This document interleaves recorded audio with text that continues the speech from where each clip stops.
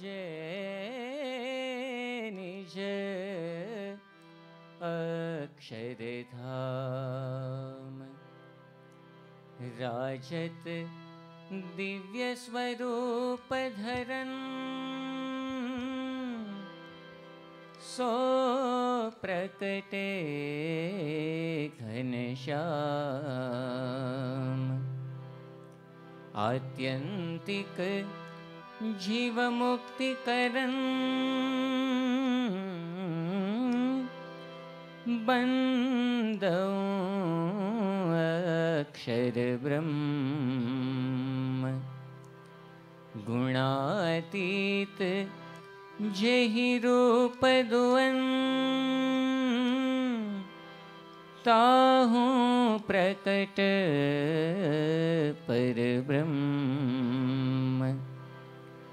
સદા એકાંતિક ધર્મ ધરન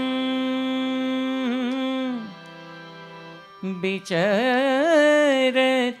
યા ભુવિ આજ બ્રહ્મ સ્વરૂપ હરિ પ્રકટ તન પ્રમુખજી મહારાજ બંદૌ જેહી મમ ગુરુચરણ બંદૌ જેહી મમ ગુરુચરણ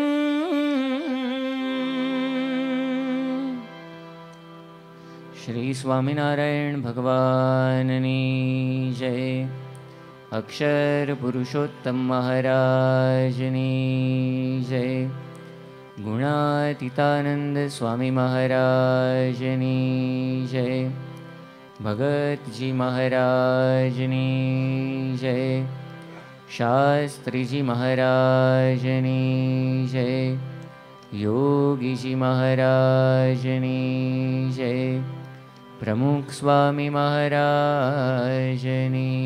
જય.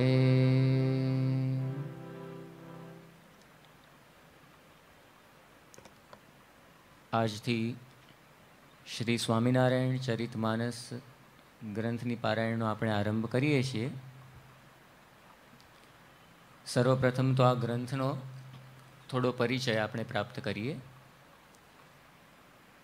હમણાં જે મંગલાચરણ કરવામાં આવ્યું એ આ જ ગ્રંથનું મંગલાચરણ એ કર્યું, જેમાં સર્વપ્રથમ આપણા ઈષ્ટદેવ ભગવાન સ્વામિનારાયણની સ્તુતિ કરી, ત્યારબાદ ગુણાતીતાનંદ સ્વામી અને અંતે પ્રગટ બ્રહ્મ સ્વરૂપ પ્રમુખ સ્વામી મહારાજની સ્તુતિથી આ ગ્રંથનો આરંભ થાય છે. હવે આ ગ્રંથ એની જે ભાષા છે વ્રજ અથવા તો અવધી ભાષા છે. એટલે કે વ્રજ પ્રદેશ, વૃંદાવનને જે એની આજુબાજુનો પ્રદેશ, અથવા તો અવધ એટલે કે અયોધ્યા, એટલે ઉત્તર પ્રદેશ જે આજે જે રાજ્ય છે ઉત્તર પ્રદેશ,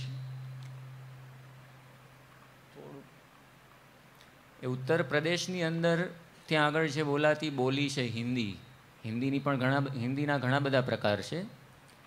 એમાં આ પ્રદેશમાં ખાસ કરીને જે બોલાતી હિન્દી છે એ હિન્દી ભાષાની અંદર આખો ગ્રંથ એ રચવામાં આવ્યો છે. જેમ ગોસ્વામી તુલસીદાસજીએ શ્રી રામચરિત માનસ લખ્યું છે, એ પણ આ જ ભાષાની અંદર એમણે લખેલું છે. એટલે એ જ રીતે ભગવાન સ્વામિનારાયણ અને એમની ગુણાતીત ગુરુ પરંપરા છેક પ્રમુખ સ્વામી મહારાજ સુધી, તો આ બધાના જ ચરિત્રોનો આખો આ ગ્રંથ, જીવન કાર્ય ચરિત્ર, એનો આ ગ્રંથ શ્રી સ્વામિનારાયણ ચરિત માનસ ગ્રંથ છે. હવે સાથે સાથે આ ગ્રંથ છે એની બીજી એક વિશેષતા, પ્રમુખ સ્વામી મહારાજની આજ્ઞાથી આપણા જ BAPSના એક સંત અક્ષરજીવન સ્વામી, તમારામાંના ઘણા ખરા એમને ઓળખતા હશે. આપણા દરેકના ઘરમાં લગભગ સ્વામિનારાયણ પ્રકાશ આવતું હશે. સ્વામિનારાયણ પ્રકાશના જે મુખ્ય બે સંપાદક સંતો છે, અક્ષરવત્સલ સ્વામી અને બીજા અક્ષરજીવન સ્વામી છે. આપણું જે હિન્દી ભાષાનું સ્વામિનારાયણ પ્રકાશ છે એનું પણ સંપાદન કાર્ય એ કરે છે. એ અક્ષરજીવન સ્વામીએ આ ગ્રંથની રચના કરી છે. હવે એમાં વિશેષતા તો એ છે, અક્ષરજીવન સ્વામીએ કંઈ યુનિવર્સિટીની કોઈ એવી મોટી ડિગ્રી લીધી નથી કે બહુ મોટા સ્કોલર હોય યુનિવર્સિટીમાંથી, એવું નથી. બહુ ઓછો અભ્યાસ એમણે સાધુ થતાં પૂર્વે કરેલો છે. અને સાવ નાનકડા એક ગામ, કાઠિયાવાડનું ગામ રોહિશાળા, ત્યાંથી પોતે આવ્યા હતા. પણ પ્રમુખ સ્વામી મહારાજની ખરેખરી એવી કૃપા વરસી એમના ઉપર. તો પછી સાધુ થયા પછી મુંબઈની અંદર એમણે સંસ્કૃતનો ખૂબ જ સારો અભ્યાસ કર્યો અને સાહિત્યની અંદર આચાર્યની પદવી એમણે પ્રાપ્ત કરી. અને ખૂબ જ સારા પોતે કવિ પણ છે.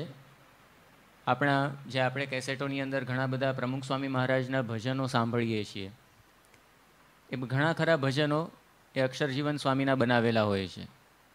દાખલા તરીકે એક ભજન આપણે સાંભળીએ છીએ, સ્વામી અમારે અંગ તમ રંગ ઢોળી દો, સ્વામી અમારે અંગ તમ રંગ ઢોળી દો, સંસારી ઉતારો રંગ અંતર રોળી દો, સંસારી ઉતારો રંગ અંતર રોળી દો, સ્વામી અમારે અંગ તમ રંગ ઢોળી દો, સ્વામી અમારે અંગ તમ રંગ ઢોળી દો.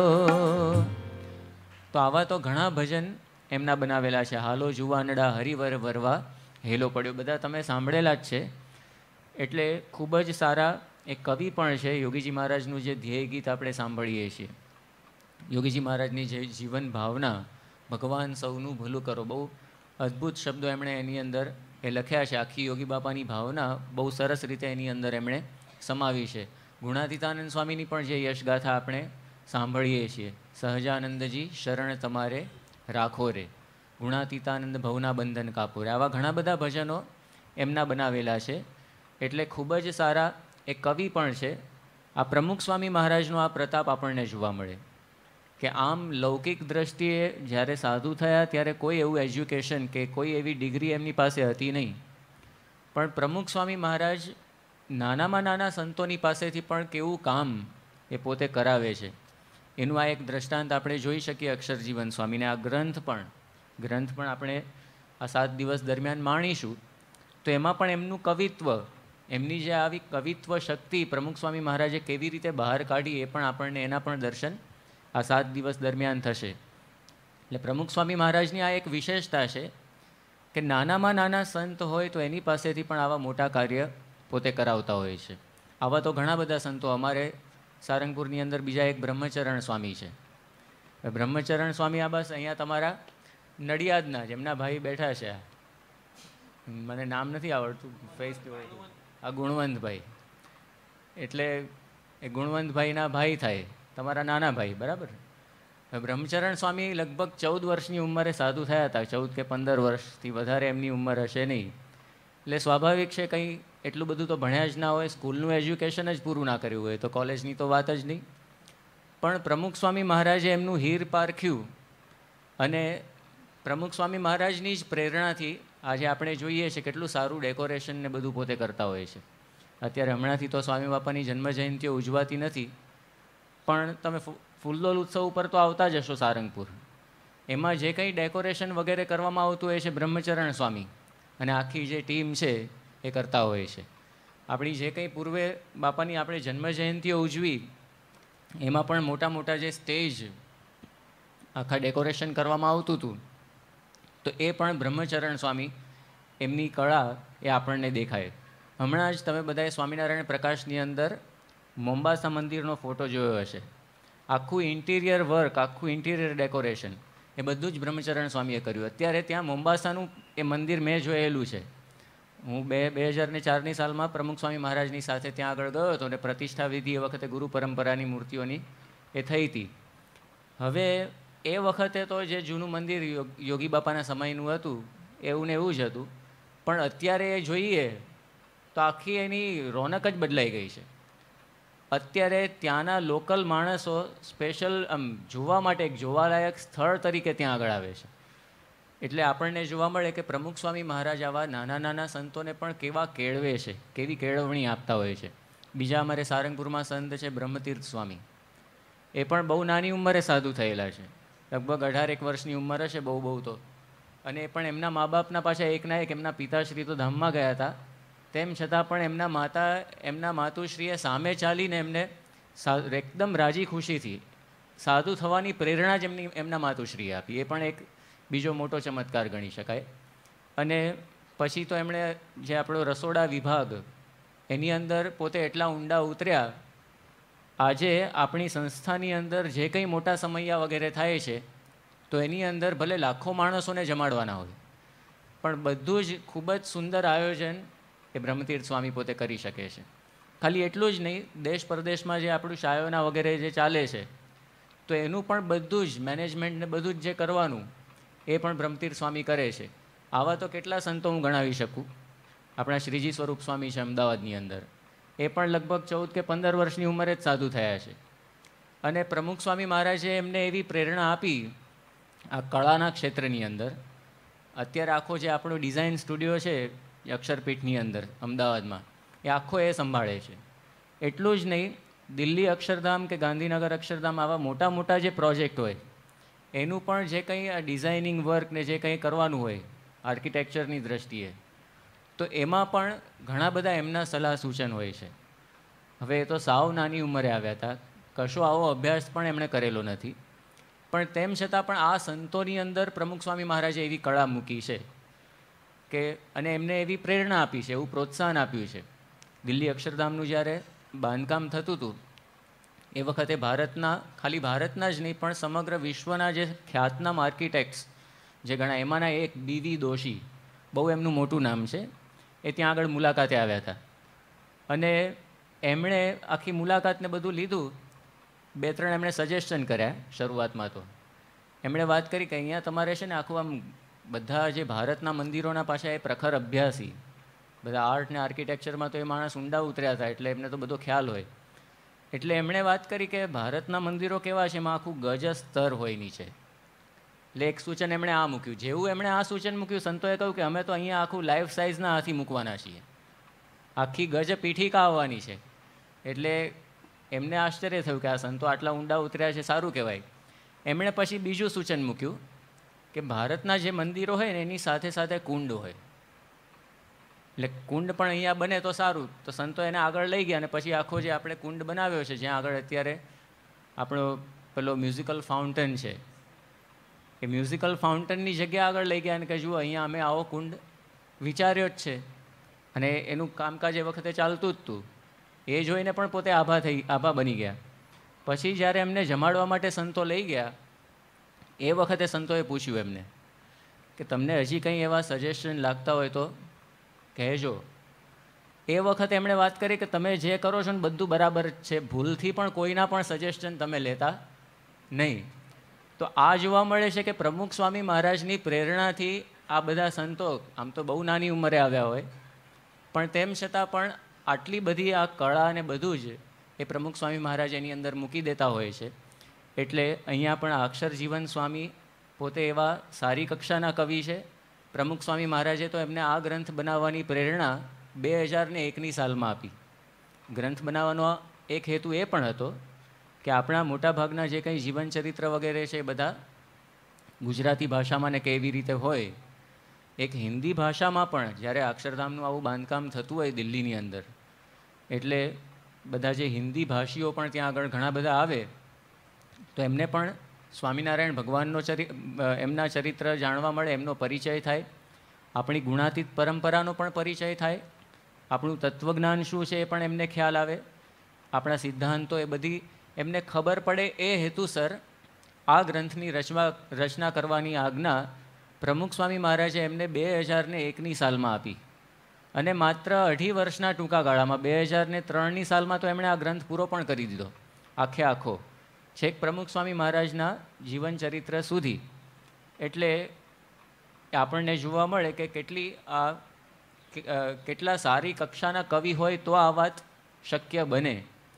હવે નોર્મલી તો આપણે ગુજરાતીઓનું કેવું હોય છે, આપણી હિન્દી કેવી હોય છે, બોરસદી હિન્દી જેવી, તુમ ચલ કે જાઓ મેં હેડ કે આતા હું. આપણી હિન્દી કંઈક એ કક્ષાની હોય છે. આપણે હિન્દી સમજી શકીએ છીએ નો ડાઉટ, બરાબર, કારણ કે બધા હિન્દી ફિલ્મના શોખીન હોય છે. એટલે હિન્દી ફિલ્મને બધું જોતા હોય, હિન્દી સારામાં સારી રીતે સમજતા હોય, પણ જ્યારે બોલવાનું થાય ને ત્યારે પારખું થઈ જાય. એટલે બોલવું જ અઘરું પડે, તો એમાં લખવું કેટલું બધું અઘરું પડે હિન્દીમાં. અને એ લખવામાં પણ પાછું પદ્યમાં લખવાનું, કાવ્યના સ્વરૂપમાં. અને એ પણ પાછી હિન્દી નહીં, પણ વ્રજ અને અવધિ બોલી એક હિન્દીની પણ એક બોલી કહી શકાય. હવે એ આત્મસાત કરવી એ તો ઘણી અઘરી પડે, પણ એ આપણને અક્ષરજીવન સ્વામીનો મહિમા સમજાય, પ્રમુખ સ્વામી મહારાજનો મહિમા સમજાય કે બાપાની પ્રેરણાથી સંતો આવા મોટા કાર્ય કરે છે, નાના નાના સંતો પણ. હવે આ શ્રી સ્વામિનારાયણ ચરિત માનસ જે ગ્રંથનું નામ છે એના ઉપર આપણે થોડો વિચાર કરીએ. એનું નામ જ આપવામાં આવ્યું છે શ્રી સ્વામિનારાયણ ચરિત માનસ. માનસ શબ્દના બે અર્થ થાય છે સંસ્કૃત ભાષામાં. એક તો માનસ એટલે મન, અને બીજો અર્થ થાય છે માન સરોવર. અહીંયા જે અર્થ છે એ માન સરોવર છે. ભગવાન સ્વામિનારાયણના ચરિત્રો રૂપી માન સરોવર, એની અંદર આપણે આ 7 દિવસ સ્નાન કરવાના છીએ. હવે જે સરોવર હોય એની અંદર વિહાર કરવાનો હોય, બોટ રાઈડ ને બધું બધા કરતા હોય છે. તો એના આ ગ્રંથની અંદર જે કંઈ અધ્યાય હોય એ પ્રત્યેક અધ્યાયનું નામ પણ એ રીતે સાર્થક છે ને વિહાર નામ આપવામાં આવ્યું છે. કારણ કે માન સરોવરની અંદર આપણે વિહાર કરવાનું છે. અને દરેક અધ્યાયની અંદર પણ જેટલા કંઈ પ્રકરણ હોય મહારાજના ચરિત્ર એની અંદર ગૂંથવામાં આવ્યા હોય, તો એનું નામ કલ્લોલ આપવામાં આવ્યું છે. આ બધા સંસ્કૃત નામ છે. કલ્લોલનો અર્થ થાય તરંગ, જે આખો પેલો વેવ બધા આવતા હોય. એટલે સરોવરની અંદર આપણે વિહાર કરવાનો છે ને એની અંદર પ્રત્યેક તરંગને આપણે માણવાના છીએ. હવે બીજો એક પ્રશ્ન આપણને એ થાય અહીંયા કે ભગવાનના ચરિત્રોને શા માટે માનસની ઉપમા આપવામાં આવી? માન સરોવરની ઉપમા શા માટે આપવામાં આવી? ગોસ્વામી તુલસીદાસજીએ પણ રામચંદ્ર ભગવાનના ચરિત્રોને માનસની ઉપમા આપી છે. તો એના 3 કારણો આપણે જોઈ શકીએ. પહેલું કારણ એ કે સરોવર એવી એક વસ્તુ છે કે જે સંતપ્ત શરીરને શાતા આપે, શાંતિ આપે. તો એવી જ રીતે ભગવાનના ચરિત્રો પણ એવા છે કે જેનાથી આપણને સૌને શાંતિની પ્રાપ્તિ થાય. જેમ આપણે પ્રસંગ સાંભળીએ છીએ, વ્યાસજીને એકવાર અશાંતિ થઈ. હવે વ્યાસજી તો કેવા હતા, મહાભારત, ગીતા, 17 પુરાણ આટલું બધું એમણે રચ્યું હતું.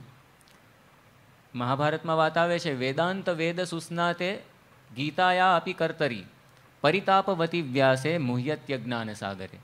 આટલું બધું એમણે કર્યું હતું, તેમ છતાં પણ પોતે મોહને વશ થઈને અજ્ઞાન સાગરમાં ડૂબી ગયા. એમના અંતરની અંદર અશાંતિ થઈ. પણ એ વખતે નારદજી એમને મળ્યા અને નારદજીએ એમને વાત કરી કે તમે પ્રગટ જે ભગવાન છે શ્રી કૃષ્ણ, એમના ચરિત્રોનો ગ્રંથ એ રચો. અને ત્યારબાદ એમણે શ્રી કૃષ્ણ ભગવાનના ચરિત્રનો ગ્રંથ શ્રીમદ ભાગવત રચ્યો અને પછી એમના અંતરમાં શાંતિ થઈ. હવે જેમની સલાહથી એમને શાંતિની પ્રાપ્તિ થઈ હતી એવા નારદજી, એમને જ અશાંતિ થઈ. હવે ક્યાં જવું? તો એનાથી મોટા ગુરુની જરૂર પડે. તો નારદજી સનતકુમારની પાસે ગયા અને સનતકુમારની પાસે જઈને વાત કરી કે અંતરમાં અશાંતિ છે, તમે કંઈક કરો. અને પછી વાત કરી, અધિહિ ભગવો બ્રહ્મ સોહમ શોચામી શોકસ્ય પારમ તારયતુ ભગવત સનતકુમાર. એમણે પ્રાર્થના કરી. સનતકુમારે એ વખતે ભગવાનનો મહિમા એમને સમજાવ્યો અને એ ભગવાનનો મહિમા એ પોતે સમજ્યા ત્યારે એમના અંતરમાં શાંતિ થઈ. હવે ભગવાનનો મહિમા જાણવો હોય તો એના માટેનો પણ એક શ્રેષ્ઠ ઉપાય ભગવાનના ચરિત્રો છે. સીધે સીધો આમ ભગવાનનો મહિમા કહીએ ને, શ્રીજી મહારાજ સર્વોપરી છે, પણ એક કાનેથી સાંભળીએ અને બીજે કાનેથી જતું રહે. એ સીધે સીધું આમ પચે નહીં. કારણ કે આ ચોખ્ખા ઘી જેવી વસ્તુ છે. આજે સવારે જ મેં વાત કરી હતી. ચોખ્ખું ઘી એક વાટકી પીવા આપ્યું હોય કોઈને, તો કોઈ લગભગ પી શકે નહીં. કોઈક હોય સક્ષમ, એની ના નથી, પણ મારા જેવાને તો બધું સોંસરું જ નીકળી જાય. પણ જો એ જ ઘીનું મિષ્ટાન્ન બનાવવામાં આવ્યું હોય તો બધા હોંશે હોંશે ખાય, બધાને ભાવે.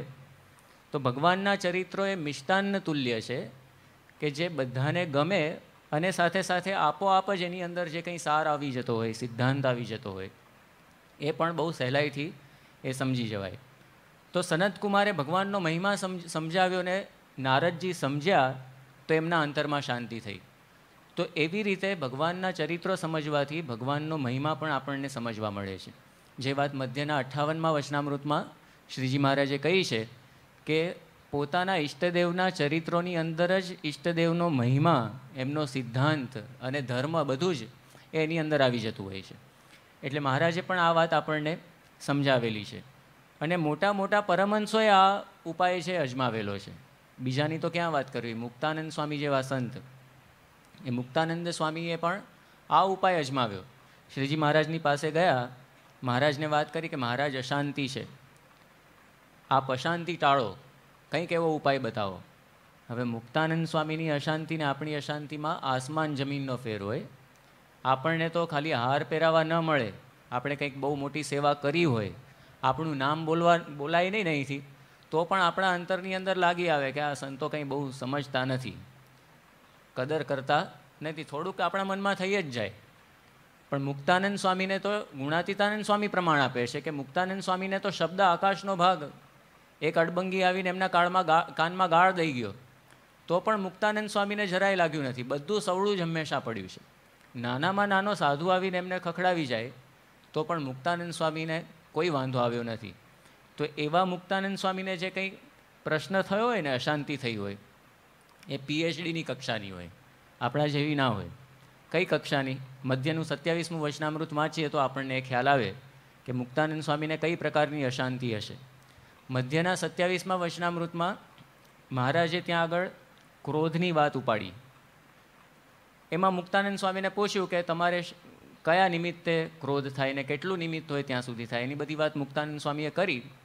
પછી મહારાજે મુક્તાનંદ સ્વામી માટે પ્રમાણ આપ્યું કે તમારું જોતાં અમને એવું જણાય છે કે તમે સર્વપ્રથમ તો ક્રોધની ચટકીની અંદર તમે આવી જાઓ ખરા, પણ પછી તમે એની અંદર રહો નહીં, બહાર નીકળી જાઓ.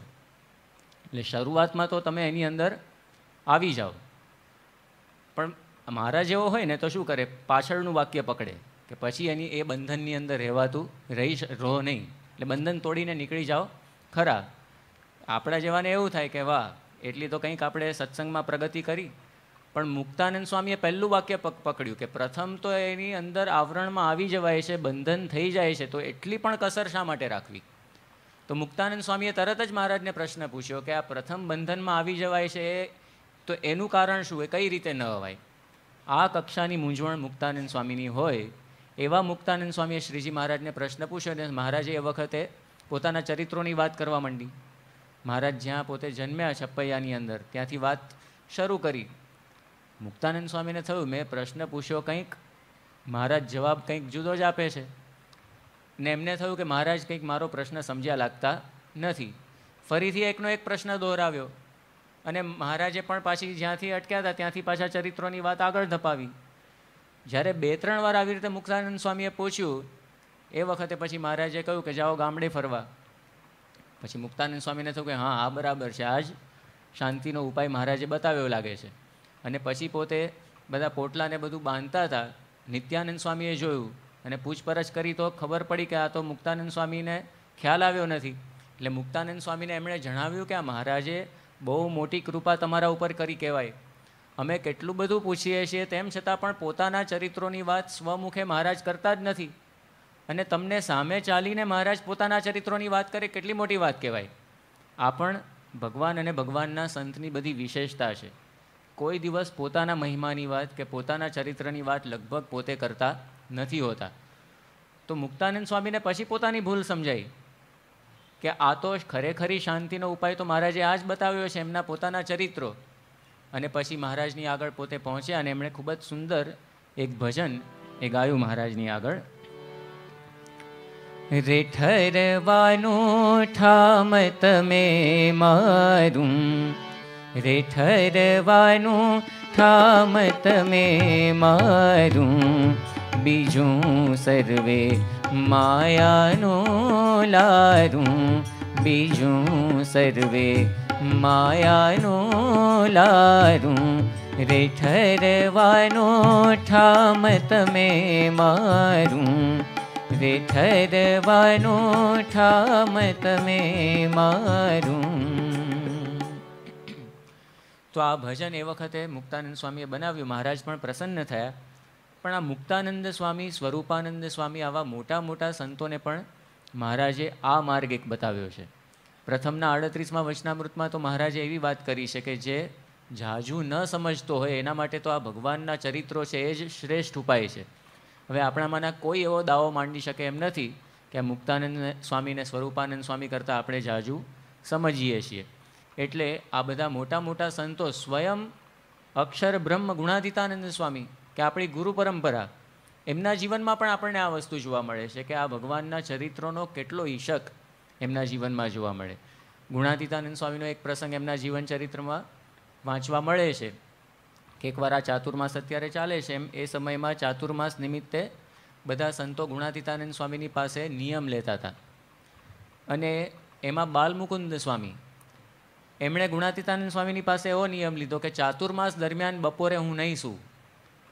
હવે એઝ અ સાધુ બપોરે ના સૂવું ને બહુ મોટી એક કસોટી થઈ જાય. આખા દિવસનો ઉપવાસ ને બીજું બધું જ થઈ જાય, પણ બપોરે ના સૂવું એ વધારે અઘરું છે.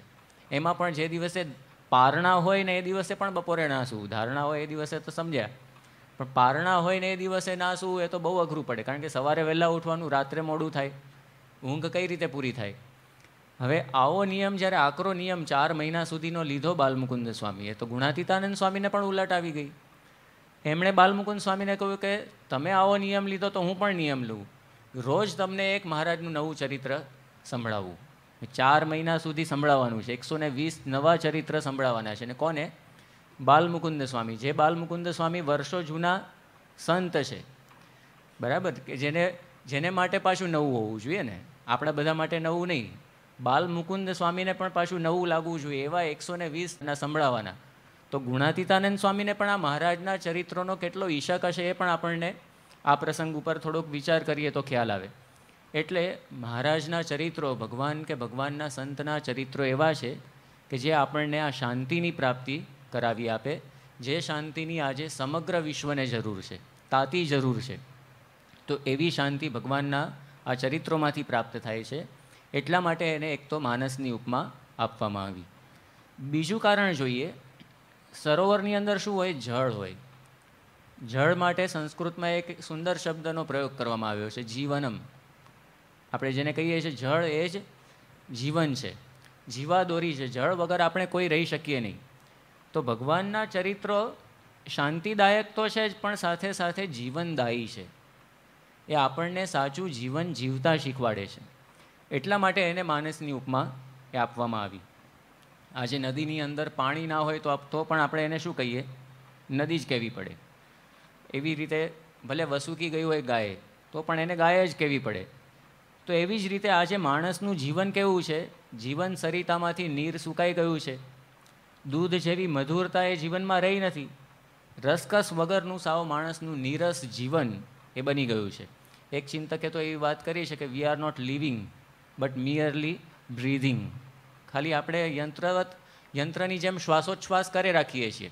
હકીકતમાં જીવન જીવવાની જે મજા આવવી જોઈએ એ કોઈને એ આવતી નથી. દિવસમાં 10 વાર આમ મરી જવાનો વિચાર ઘણા બધાને તો આવતો હશે. એ બધાનું કારણ શું? જીવનની અંદર કંઈક ખૂટે છે. શું ખૂટે છે ખબર પડતી નથી, પણ એ ક્યાંથી ખ્યાલ આવે?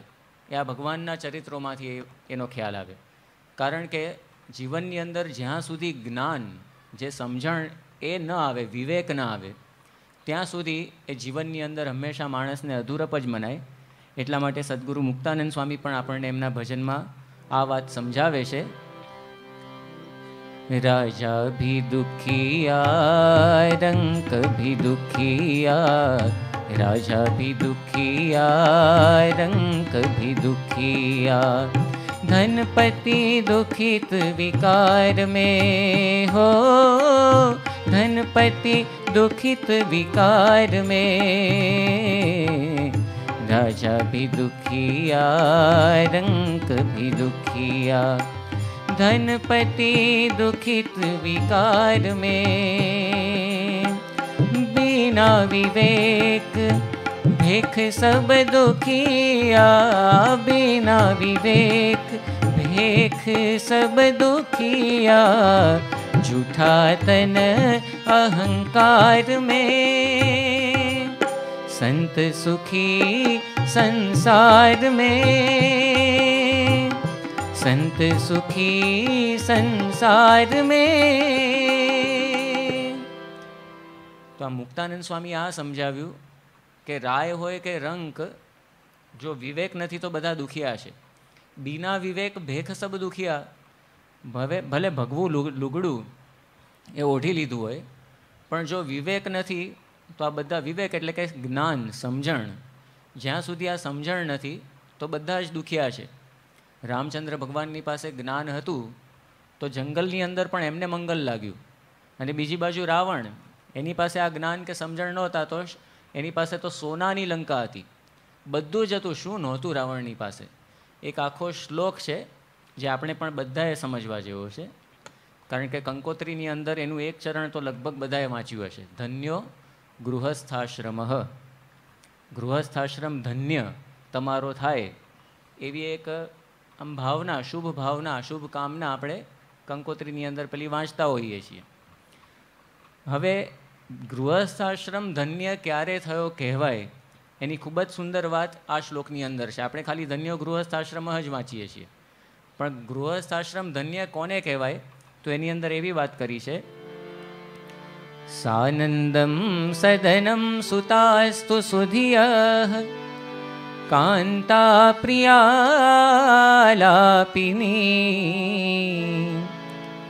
ઈચ્છા પૂર્તિ ધનમ સ્વયોષિતિરતિ સ્વાજ્ઞાપરા સેવકાઃ આતિથ્યમ હરિપૂજનમ પ્રતિદિનમ મિષ્ટાન્નપાનમ ગૃહે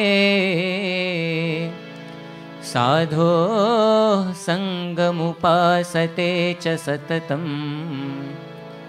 ધન્યો ગૃહસ્થાશ્રમઃ.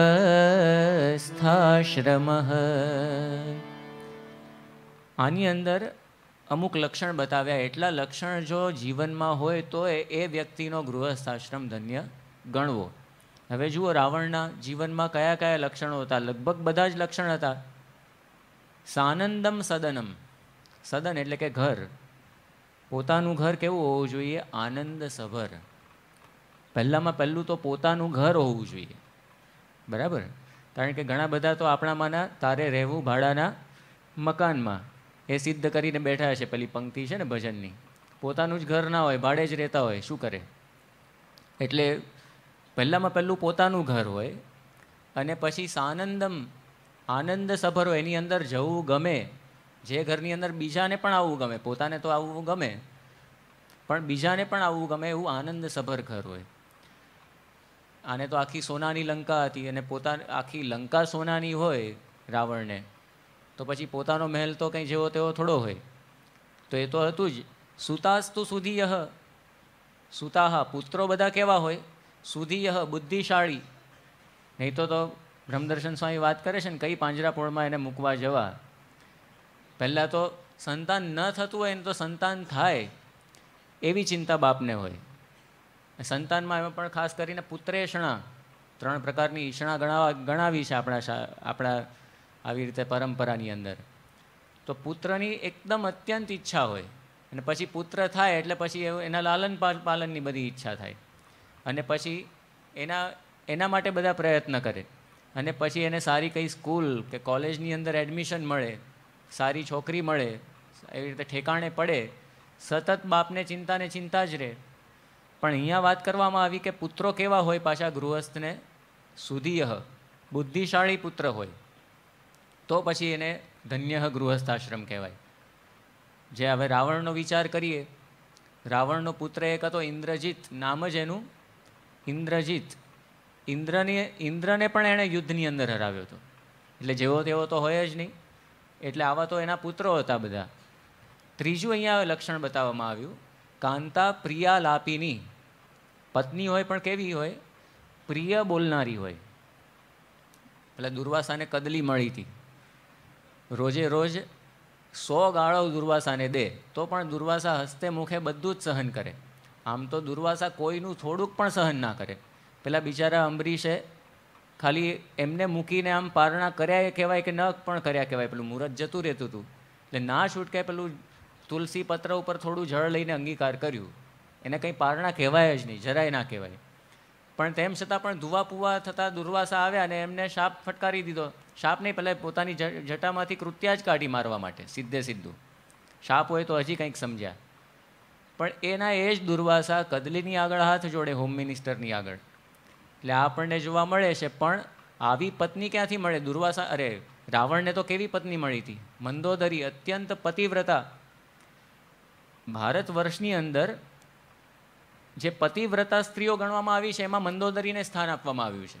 એક શ્લોક છે, અહલ્યા, દ્રૌપદી, કુંતી, તારા, મંદોદરી તથા પંચકન્યા સ્મરેન નિત્યમ મહાપાતક નાશનમ. આ 5 કન્યાઓ, અહલ્યા, દ્રૌપદી, કુંતી, તારા અને મંદોદરી, એને જો કોઈ પણ એનું સ્મરણ કરે તો એનું મહાપાતક, એનું મહાપાપ હોય તો એનો નાશ થાય. આવી તો આ મંદોદરી હતી, અત્યંત પતિવ્રતા, એવી શુદ્ધ પોતાની પત્ની, અને ખરેખર આ સ્નેહભાવથી રાવણની વિશે જોડાઈ હતી. આગળનું જે લક્ષણ છે, ઈચ્છા પૂર્તિ ધનમ, પોતાની ઈચ્છાની સંપૂર્ણ પૂર્તિ થાય અને સાથે સાથે જેટલી ઈચ્છા હોય એ બધી ઈચ્છાઓ પૂર્ણ કરી શકે એટલું ધન જેની પાસે હોય. હવે એટલું ધન તો કોની પાસે હોય? આજે જે પેલી ફોર્બ્સ ને ફોર્ચ્યુનની અંદર ફર્સ્ટ 10, ફર્સ્ટ 50 બધા ગણાવવામાં આવે છે ને, રિચેસ્ટ માણસો. હવે એની અંદર જે પહેલાં શરૂઆતના હોય એ બધા કંઈક ખર્ચી શકે. સામાન્ય માણસોનું તો ગજું જ નહીં કે જે પોતે ધારે એક આપી શકે પોતાની પત્નીને કે ગમે તેને ગિફ્ટમાં. જ્યારે આપણને જોવા મળે છે જે ભારતના ધન કુબેરો છે, એ મુકેશ અંબાણીએ થોડા વર્ષો પૂર્વે પોતાના પત્નીને કંઈક આખું જમ્બો પેલું બોઈંગ એ ગિફ્ટમાં આપ્યું હતું. ને એવી રીતે અનિલ અંબાણી પોતાના ભાઈએ પોતાની પત્નીને આવું આપ્યું એટલે એણે એની પત્નીને 450 કરોડની પેલી યાટ એણે ભેટમાં આપી. એટલે આવું બધું પણ લોકો કરતા હોય છે જાત જાતનું. પણ ઈચ્છા પૂરતી ધનમ એ સામાન્ય માણસનું, મોટા ભાગના માણસોનું તો ગજું જ નહીં. રાવણની પાસે તો એની કોઈ કમી હતી નહીં. સ્વયોષિતી રતિ, આગળનું લક્ષણ, પોતાની પત્નીને વિશે પ્રેમ હોય તો એ પણ રાવણમાં હતું. પોતાની પત્નીને વિશે, મંદોદરીને વિશેને તો એને પ્રેમ હતો જ. સ્વાજ્ઞા પરાહ સેવકાહ, પોતાની આજ્ઞા પરાયણ પોતાના સેવકો હોય. હકીકતમાં આપણે જ નોકરી કરતા હોય, બીજાને ત્યાં સેવા કરતા હોઈએ, એટલે આપણે ત્યાં તો ક્યાંથી સેવક પોસાય ઘરની અંદર. પણ તેમ છતાં પણ અહીંયા અપર મિડલ ક્લાસની અંદર ઇન્ડિયામાં જોવા મળે છે કે હજી કામવાળા બધા ઘરની અંદર એવા રાખી શકતા હોય છે. બાકી અમેરિકામાં નથી રાખી શકતા હોતા બધા, બરાબર ને? અમેરિકાની અંદર આવી રીતે કોઈ પોસાય જ નહીં કોઈને. પણ અહીંયા હજી અપર મિડલ ક્લાસ હોય ને તો એ હજી એટલું શક્ય બને છે. રાવણની પાસે તો એના સેવકો કોણ હતા? હતી હીરે જડિત ભીંતો, કનક મહેલના મોહલાતો, ઉગે સૂરજ જ્યાં શરમાતો, અને બધું એની અંદર વર્ણન આવે છે. એના જે કંઈ બધા ચાકરો, આવા બધા મોટા મોટા દેવતાઓ હતા. સૂરજદેવ એના ઘરની અંદર અજવાળું પાથરે, વાયુદેવ કચરો વાળી જાય, અગ્નિદેવ રસોઈ બનાવી જાય, વરુણદેવ પાણી ભરી જાય. આવા મોટા મોટા દેવો એ રાવણની સેવામાં હતા. એટલે સ્વાજ્ઞા પરાહ સેવકાહ. આતિથ્યમ, જેના ઘરની અંદર આતિથ્ય ભાવના હોય. આપણે આ ભારતીય સંસ્કૃતિ છે, અતિથિ દેવો ભવ. એટલે રાવણ પણ પોતાના અતિથિને બહુ સારામાં સારી રીતે ન્યાય આપતો હતો. પછી આગળ વાત કરવામાં આવી હરિપૂજનમ, ભગવાનનું પૂજન જે ઘરની અંદર થતું હોય, ઘરમાં ઘર મંદિર હોય, એની અંદર થાળ આરતી થતા હોય, ભગવાનનું પૂજન અષ્ટક વગેરે પણ એક કરવામાં આવતું હોય, ગાવામાં આવતું હોય, આ બધું જ જે ઘરની અંદર થતું હોય. રાવણ તો પરમ શિવજીનો ભક્ત હતો અને શિવજીની સ્તુતિને બધું કરતો હતો, 4 વેદનો તો ભણેલો હતો. એટલે હરિપૂજનને બધું એના ઘરમાં હતું. પછી આગળનું લક્ષણ ગણાવવામાં આવ્યું, ધન્ય ગૃહસ્થાશ્રમ કોને કહેવાય? પ્રતિદિનમ મિષ્ટાન્ન પાનમ ગૃહે, જે ઘરની અંદર રોજ મિષ્ટાન્ન અને મિષ્ટ જે બધા ડ્રિંક્સ આપણે કહીએ છીએ, એ ડ્રિંક્સનું પાન કરવામાં આવતું હોય. હવે એ તો કોઈ એવો ગૃહસ્થ લગભગ નહીં હોય કે જેના ઘરની અંદર રોજ મિષ્ટાન્ન જમવામાં આવતું હોય. કોઈને આવવું હોય તો અમારી પાસે આવી શકે છે. રોજ અહીંયા ઠાકોરજીના થાળમાં મિષ્ટાન્ન જતું હોય છે. એટલે અહીંયા વાત કરવામાં આવી આ ધન્ય ગૃહસ્થાશ્રમ. ગૃહસ્થાશ્રમ ધન્ય ક્યારે થયો કહેવાય કે રોજે રોજ ઘરની અંદર આવું સારું સારું ખાવા મળતું હોય. અમે પણ રસ્તે જતા હોઈએ તો ઘણીવાર લોકો કહેતા હોય છે, ઓહ ચોખ્ખું ઘી જાય છે એમ, લાડુ એવું બધું બોલતા હોય છે ઘણા બધા. પછી હવેનું જે લક્ષણ છે ને એ અગત્યનું છે. આ બધા જ લક્ષણ કદાચ ના હોય ને, અને હવે જે લક્ષણ આવે છે ને એ હોય ને તો પણ ગૃહસ્થાશ્રમ ધન્ય થઈ જાય. આ જ એક લક્ષણ રાવણને ખૂટતું હતું. સાધોહો સંગમ ઉપાસતે, સંત સમાગમ જે ઘરની અંદર હોય. સંત સમાગમ ના હોય ને તો આ બધા લક્ષણ એ ભલે હોય તો પણ એ રાવણ જેવી જ હાલત થાય. અંતરની અંદર કોઈ દિવસ શાંતિ ના થાય. એટલા માટે સદગુરુ બ્રહ્માનંદ સ્વામી આપણને સમજાવે છે, સંત સમાગમ કીજે હો નિષદીન, સંત સમાગમ કીજે, मानत जी संतन के मुख से, मानत जी संतन के मुख से, प्रेम सुधा रस पीजे हो निषदीन, संत समागम कीजे. તો સંત સમાગમ શા માટે કરવો? કારણ કે ભગવાનના સંત પણ આપણને આ ભગવાનના ચરિત્રો સંભળાવતા હોય છે કે જેની અંદરથી આપણને આ જ્ઞાન, જીવન કઈ રીતે જીવવું એ શીખવા મળે. મુક્તાનંદ સ્વામી પણ એટલા માટે જ આ સંત મહિમા આપણને સમજાવતા હોય છે કે આ સંત એ શું કરે છે. અમૃત પેયતી મીઠા મુખથી, હરિના ચરિત્ર સુણાવે રે.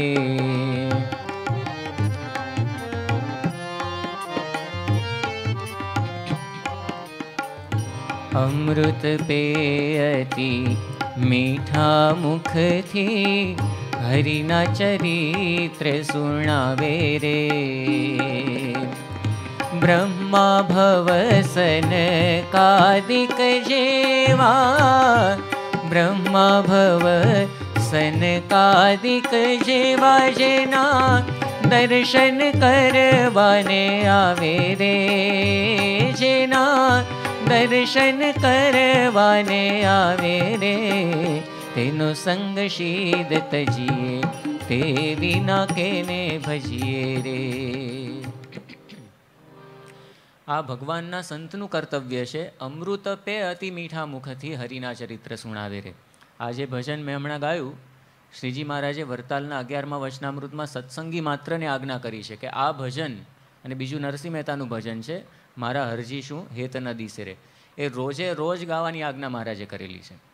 કારણ કે એમાં આ સંત મહિમા પણ છે અને સંબંધનો મહિમા પણ છે કે ભગવાનના સંત છે આપણને આ ભગવાનના ચરિત્ર, એમના મુખેથી મીઠા એવા ભગવાનના ચરિત્ર સંભળાવે છે. એટલે એ ચરિત્રની અંદરથી એ આપણને ભગવાનનો મહિમા એ જાણવા મળે છે અને જીવનની અંદર આપણે એ સ્થિરતાની પ્રાપ્તિ કરી શકીએ છીએ. આ જ્ઞાન અને સમજણ એ કઈ રીતે આ ભગવાનના ચરિત્રોમાંથી અથવા સંતના ચરિત્રોમાંથી આપણને જાણવા મળે છે. એક બે ચરિત્ર જોઈએ. યોગીજી મહારાજ, તો યોગીજી મહારાજના જીવનમાં કેવી સ્થિરતા હતી. જીવનના કોઈ પણ પ્રશ્નની અંદર, કોઈ પણ એવી વિકટ પરિસ્થિતિની અંદર પણ કઈ રીતે સવળું લેવું, કેવું જ્ઞાન આપણું હોવું જોઈએ, કેવી સ્થિરતા હોવી જોઈએ, એનું નક્કર દ્રષ્ટાંત હોય તો યોગીજી મહારાજ. યોગીજી મહારાજ એકવાર હાટીના માળિયા, જે જુનાગઢ બાજુ એક ગામ છે, ત્યાં આગળ પોતે જતા હશે ને બંધ ઘોડાગાડી હતી, સાથે મોટા સ્વામી પણ હતા. અને એવી રીતે યોગી બાપા જતા હતા અને સાથે હરમાનભાઈ પણ હતા, આફ્રિકાના આપણા હરિભક્ત. અને એ વખતે બન્યું એવું કે અચાનક જ ઘોડાગાડીનું એક પૈડું નીકળી ગયું અને બધા ઊંધે માથે પડ્યા નીચે. અને એ વખતે મોટા સ્વામી તો એટલા અકળાઈ ગયા, એમના હાથમાં લાકડી હતી, એ તો ઠપકારવા જ માંડ્યા પેલા ઘોડાગાડીવાળાને કે સમજતો નથી આમ, એટલે વ્યવસ્થિત ઘોડાગાડી સાચવવી જોઈએ, આવી રીતે પૈડું નીકળી જાય. અને એક બાજુ મોટા સ્વામી આટલા અકળાઈ ગયા અને યોગીજી મહારાજ ખડખડાટ હશે, એટલે પછી મોટા સ્વામીનો બધો ગુસ્સો ક્યાં આગળ ટ્રાન્સફર થયો? યોગી બાપા બાજુ ડાયવર્ટ થયા આખા. અને યોગીજી મહારાજને કહ્યું, શું જોગી તમે હસહસ કરો છો? આ હવે પડી ગયા ને તમે હસો છો? જોગીજી મહારાજે એમની તળપદી ભાષામાં કહ્યું કે આ તો પરસો થયો, એટલે કે પરચો થયો. મોટા સ્વામી કે શું ધૂળ પરચો થયો? યોગી બાપા કે પરચો નહીં તો શું, આપણે આવી રીતે ઊંધા માથે પડ્યા ધૂળની અંદર તો એ જીવતા રહ્યા, એ પરચો નહીં. એટલે યોગીજી મહારાજના જીવનમાં આ વસ્તુ આપણને શીખવા મળે કે ગમે તેવી વિકટ પરિસ્થિતિ હોય પણ કઈ રીતે સવડું લેવું. એકવાર યોગી બાપા ત્યાં જામનગર બાજુ પધરામણીમાં હતા એક હરિભક્તને ત્યાં, અને એવો પ્રસંગ બન્યો કે પેલું પૂજન વિધિ થઈ ગઈ, આરતી થઈ ગઈ, અને પછી પ્રસાદ ઠાકોરજીને ધરાવીને એક હરિભક્ત લઈ જતા હતા. ત્યાં તો કંઈક હડસેલો કોકનો વાગ્યો અને બધો જ પ્રસાદ નીચે ઢોળાયો.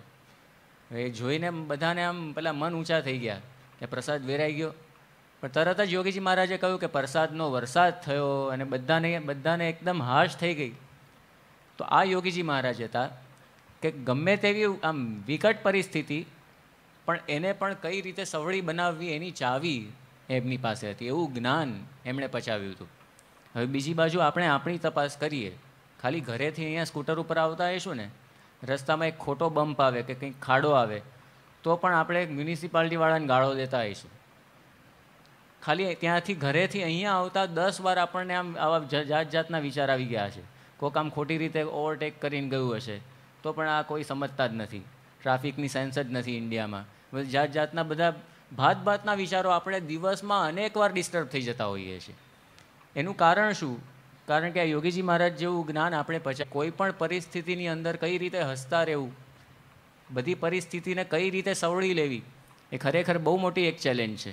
એક સ્વામી રામતીર્થ થઈ ગયા, એમણે ખૂબ જ સુંદર વાત કરી છે કે if you want to examine your strength, C how many times a day you are disturbed. તમે ખરેખર તમારી શક્તિનું જો મૂલ્યાંકન કરવા માગતા હો તો તમે એ તપાસ કરો, આખા દિવસ દરમિયાન તમે કેટલી વાર અકળાઈ જાઓ છો, ડિસ્ટર્બ થઈ જાઓ છો. અનેક વાર આપણે ડિસ્ટર્બ થઈ જતા હોઈશું પણ કોઈ દિવસ આ તપાસ કરતા નથી. તપાસ કરીએ તો ખબર પડે કે ક્યાં યોગીજી મહારાજ, ક્યાં પ્રમુખ સ્વામી મહારાજ અને ક્યાં આપણે. પ્રમુખ સ્વામી મહારાજનું તો કેટલું બધું અપમાન થાય તો પણ સંપૂર્ણ નિર્લેપ ભાવે. હમણાં જ 3-4 વર્ષ પહેલાંનો જ પ્રસંગ છે, ગઢડાની અંદર પ્રમુખ સ્વામી મહારાજનું કેટલું બધું અપમાન ત્યાં આગળ કરવામાં આવ્યું. સ્વામી બાપાની પેલી નનામીને પૂતળાને એવું બધું બાળ્યું ત્યાં આગળ, જે દ્વેષી હતા બધાએ. પ્રમુખ સ્વામી મહારાજની આગળ બધા સંતો વાત કરે કે સ્વામી આવી રીતે આમ આજે આપની નનામીવાળી. સ્વામીએ કહ્યું કે આપણે જીવતા જીવ બધું પૂરું થઈ ગયું. બધું જ એમને સવળું પડે કે આપણા જેવાનો તો જીવ ઊંચો થઈ જાય કે આ શું સમજતા હશે. પ્રમુખ સ્વામી મહારાજને સંતોએ કહ્યું પણ ખરું કે બાપા ખાલી આપ એક સંકલ્પ કરો, જેમ ગોપાળાનંદ સ્વામીએ સંકલ્પ કર્યો હતો ને, લે તારો રંગીલદાસ. પ્રમુખ સ્વામી મહારાજે એ વખતે વાત કરી સંતોને કે આપણે પ્રાર્થના કરીએ ભગવાન એને સદબુદ્ધિ આપે. હવે આ એક પ્રમુખ સ્વામી મહારાજની ભાવના છે. ખાલી બોલતા નથી કે કદીએ કોઈનું અહિત થાય એવો વિચાર આવતો નથી, પણ જીવી બતાવે છે. બધાનું હંમેશા એમને ભલું જ ઈચ્છવું છે, બીજાના ભલામાં આપણું ભલું. એ ખાલી બોલતા નથી પણ એમનું આ જીવન બોલે છે. તો આ આપણને જોવા મળે છે કે જીવનમાં સ્થિરતા, શાંતિનું જે જ્ઞાન છે એ ભગવાનને, ભગવાનના સંતના ચરિત્રોમાંથી મળે છે. એટલા માટે આ ચરિત્રોને માનસની ઉપમા આપવામાં આવી.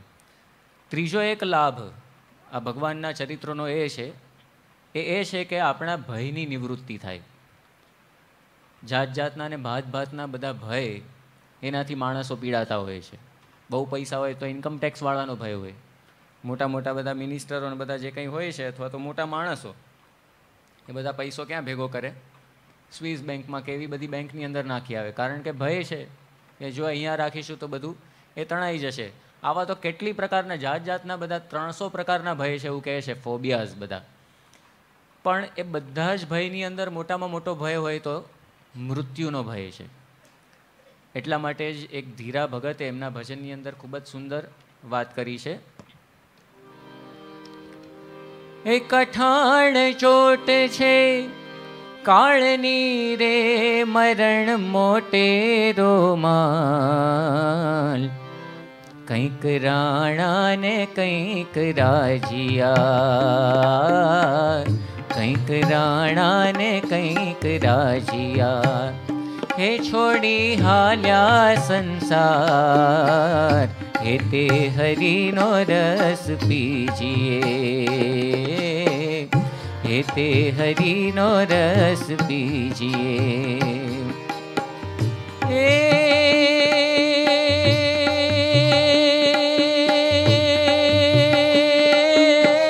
કોના છોરું ને કોના વાછરું રે ને કોના માને બાપ, અંતકાળે જાવું એકલા,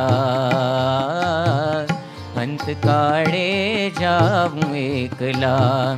હે સાથે પુણ્ય ને પાપ, હે તે હરિનો રસ પીજીએ, હે તે હરિનો રસ પીજીએ.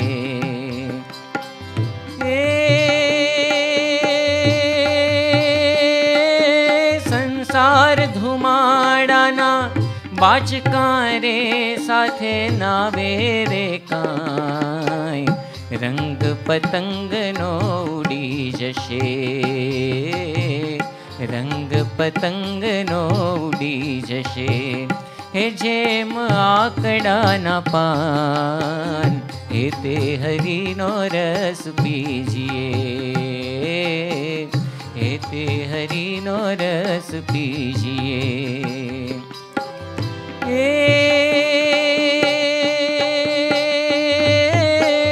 માળી વીણે રંગ ફૂલડા રે કળી કરે છે વિચાર, આજનો દિન રળિયામણો,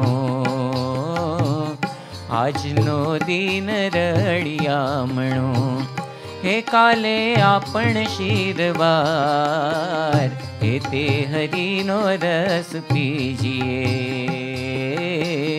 હે તે હરિનો રસ, હે તે હરિનો રસ, હે તે હરિનો રસ પીજીએ.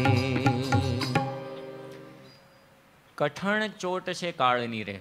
ખરેખર આ મૃત્યુ એની ચોટ તો કઠણ જ છે. હવે એનો ભય કઈ રીતે ટળે? તો આ સ્વામિનારાયણ ચરિતમાનસ ગ્રંથ એની શરૂઆતમાં જ આ ભગવાનના ચરિત્રોનો ખૂબ જ સુંદર મહિમા એ ગાવામાં આવ્યો છે. એની અંદર આ પણ વાત કરવામાં આવી છે, સ્વામિનારાયણ ચરિત ઉદારા, જન્મ મરણ દુઃખ મેટનહારા. આ જન્મ મરણનો ભય એ ટળી જાય એવા અદ્ભુત ભગવાનના ચરિત્રો છે. તો સ્વામિનારાયણ ચરિત માનસ ગ્રંથનો આપણે આરંભ કરીએ છીએ.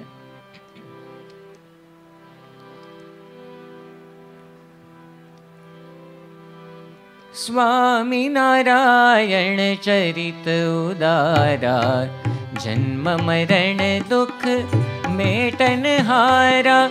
સુનત સુનત નાસત ત્રયતાપા, પાપી જન કે ધોવત પાપા. પ્રકટ હરિ કથા કલિમલ हारी, भवसागर से लेत उबारी। पंच विषय तई प्रीति मिटावे, देह गेह अरु जगत भुलावे। दर्द मिटे तन मन के सब ही, होत लगन हरि में अति तब ही। श्रद्धा जिनकी अधिक रहावे, हरि चरित्र उनको अति भावे। धर्म एकांतिक स्थापन हेतु, प्रकटत हरि निज धाम समेतु। जियरा को अज्ञान अनादि, कारण देह वासना लादी। हरि हरि संत ही ताकु निवारे, यही कारण वो नर तनु धारे। भूतल प्रगट भय अवतारी, गाथा उनकी भव भय हारी। गाथा उनकी भव भय हारी। ભગવાનના ચરિત્રોનો ખૂબ જ સુંદર મહિમા અહીંયા કવિએ શરૂઆતમાં જ આલેખ્યો છે. સ્વામિનારાયણ ચરિત ઉદારા, જન્મ મરણ દુઃખ મેટનહારા. સુનત સુનત નાસત ત્રયતાપા. ત્રણ તાપ એટલે કે દુઃખ, આધ્યાત્મિક, આધિભૌતિક અને આધિદૈવિક, એ ત્રણેય પ્રકારના દુઃખ આ ભગવાનના ચરિત્ર સાંભળવાથી શમી જાય છે. જે આગળ આપણે વાત જોઈ, આપણને શાંતિ પમાડે છે. પાપી જન કે ધોવત પાપા, પાપ પણ બધા પાપીજનોના દૂર થાય છે. પ્રકટ હરિકથા કલિમલહારી. કળી એટલે કે આ કળિયુગ, એનો મલ એટલે કે કળિયુગના દોષો. યુગના અમુક ધર્મો હોય છે. કળિયુગની અંદર પણ જે અત્યારે પાપાચાર, ભ્રષ્ટાચાર ને બધું છે, તો એ પણ દૂર કરે એવી આ કથા છે. ભવસાગર સે લે તો ઉબારી. પંચ વિષય તઈ પ્રીતિ મીટાવે. પંચ વિષયમાંથી પણ આપણી પ્રીતિ દૂર કરે. દેહ ગેહ અરુ જગત ભૂલાવે, જગતને ભૂલાવી દે. દરદ મીટે તન મન કે સબહી, હોત લગન હરી મેં અતિ તબહી. એટલે આ જગતમાંથી છૂટીને જે ભક્ત હોય એ ભગવાનને વિશે એ જોડાઈ જાય એવા અદ્ભુત આ ભગવાનના ચરિત્રો છે. એટલે ટૂંકમાં આ ભગવાનના ચરિત્રોનો મહિમા આપણને સમજાવ્યો કે આપણને જન્મ મરણથી પણ પર કરી દે એવા અદ્ભુત આ ચરિત્રો છે. જેમ પરીક્ષિતને શુકદેવજીએ 7 દિવસ સુધી શ્રીમદ ભાગવતની કથા સંભળાવી, અને પછી તો પરીક્ષિત શરૂઆતમાં તો ગભરાતો હતો, અને એટલા માટે કારણ કે એને શાપ થયો હતો, અને શાપને લઈને એને ખબર હતી કે 7 દિવસ પછી તક્ષક નાગ આવીને મને કરડશે ને મારું મૃત્યુ પાક્કું જ છે. એટલે પછી પોતે ગુરુની શોધમાં નીકળ્યો હતો. એમાં શુકદેવજીનો ભેટો થયો, અને શુકદેવજી આ ભાગવતનું શ્રવણ કરાવ્યું તો પરીક્ષિત છતે દેહે પોતે નિર્ભય બની ગયો. અને શુકદેવજીને એણે વાત કરી કે ભગવંસ તક્ષકાદિભ્યો મૃત્યુભ્યો ન બિભેમ્યહમ પ્રવિષ્ટો બ્રહ્મ નિર્વાણમ અભયમ દર્શિતમ ત્વયા. કે હે ભગવાન, આ તક્ષક નાગ આવીને મને કરડશે એવો કોઈ ભય હવે મને રહ્યો નથી, અને હવે તો હું બસ ભગવાનનું ધામ એને પામી ગયો છું. કારણ કે આપે જે આ જ્ઞાન મને આપ્યું, આ ભગવાનની કથા સંભળાવી, એનાથી હું કૃતાર્થ થઈ ગયો છું. તો આપણા બધાનું મૃત્યુ પણ 7 દિવસની અંદર જ આવવાનું છે. રવિવારથી લઈને શનિવારની વચ્ચે 7 દિવસ સિવાય કોઈ 8મો દિવસ તો છે જ નહીં. તો એની અંદર આપણે પણ આ મૃત્યુના ભયથી પર કઈ રીતે થઈ શકીએ, તો એના માટે આ ભગવાનના ચરિત્રો છે. એટલા માટે એને માન સરોવરની ઉપમા એ આપવામાં આવી છે. તો આ રીતે આ શ્રી સ્વામિનારાયણ ચરિત માનસ ગ્રંથ, એનું જે નામ આપવામાં આવ્યું છે, કઈ રીતે સાર્થક છે આપણે જોયું. હવે આ સ્વામિનારાયણ ચરિત માનસ તો એક બૃહદ ગ્રંથ છે, 2 ભાગની અંદર છે, 2 મોટા વોલ્યુમ છે. એટલે સંપૂર્ણ ગ્રંથને ફક્ત 7 દિવસની અંદર ન્યાય આપવો એ તો ઘણો કઠિન છે. મારે તો ન્યાય આપવો કઠિન છે, કવિને પણ ન્યાય આપવો કઠિન છે. કવિ એટલે અક્ષરજીવન સ્વામી, જેમણે આ ગ્રંથ રચ્યો છે, એમણે પણ પોતાની મૂંઝવણ વ્યક્ત કરી છે કે ભગવાનના ચરિત્રોને હું કઈ રીતે ન્યાય આપું. કારણ કે ભગવાનના અને સંતના ચરિત્રો, આ ગુણાતીત સત્પુરુષોના ચરિત્રો, એ તો તમે કઈ રીતે એનું વર્ણન કરી શકો. અત્યારે પ્રમુખ સ્વામી મહારાજની સાથે ને સાથે જ પ્રિયદર્શન સ્વામી હોય છે, બાપાના બધા પ્રસંગો એ લખતા હોય છે. પણ ઘણા બધા એવા પ્રસંગો હશે કે પ્રિયદર્શન સ્વામી હાજર ન હોય અને એ થયા હોય, તો પ્રિયદર્શન સ્વામી પણ બધું ના નોંધી શકે. તો કઈ રીતે પ્રમુખ સ્વામી મહારાજના જીવનને ન્યાય આપવો, એ પણ એક ચેલેન્જ છે. તો આ ભગવાન અને ભગવાનના જે સંત છે, અને આ તો બધું કેવું હોય છે, ઘણીવાર એ બોલે, કંઈક અભિવ્યક્તિ થાય, અને એને પરિણામ સ્વરૂપે આપણને જેટલું પકડાય એટલું આપણે લખતા હોઈએ છીએ. એમના અંતરની ભાવના તો આપણે ક્યાંથી બધી પકડી શકવાના છીએ. એટલે ભગવાન અને ભગવાનના સંતના ચરિત્રોને ન્યાય આપવો એ તો એક દુનિયાની સૌથી મોટી ચેલેન્જ ગણાય. પણ તેમ છતાં પણ અક્ષરજીવન સ્વામી એની અંદર ખૂબ જ સારી રીતે મહારાજના ચરિત્રો બધા ગૂંથી લીધા છે. આ 7 દિવસની પારાયણ દરમિયાન આપણે શ્રીજી મહારાજનું વન વિચરણ એ માણવાના છીએ, અને સંપૂર્ણ વન વિચરણ એને પણ ન્યાય આપવો અઘરો છે આમ તો. એટલે આ 7 દિવસ દરમિયાન શ્રીજી મહારાજે જે પોતે હિમાલયની અંદર વિચરણ કર્યું, એ પણ એક બહુ ચેલેન્જિંગ કહી શકાય. પણ એ આ 7 દિવસ દરમિયાન મહારાજનું હિમાલયનું વિચરણ એ આપણે જોવાના છીએ, કારણ કે એમાંથી પણ ઘણું બધું એ આપણને શીખવા મળે. તો શ્રીજી મહારાજે જે નીલકંઠ વર્ણી વેશે વિચરણ કર્યું, એનો હવે આપણે આરંભ કરીએ છીએ.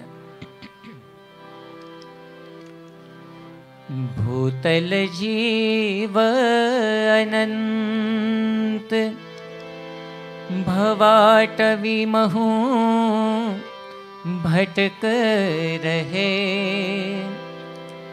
કરુણા કરી ભગવંત તાકો ધારન ગૃહ તજે,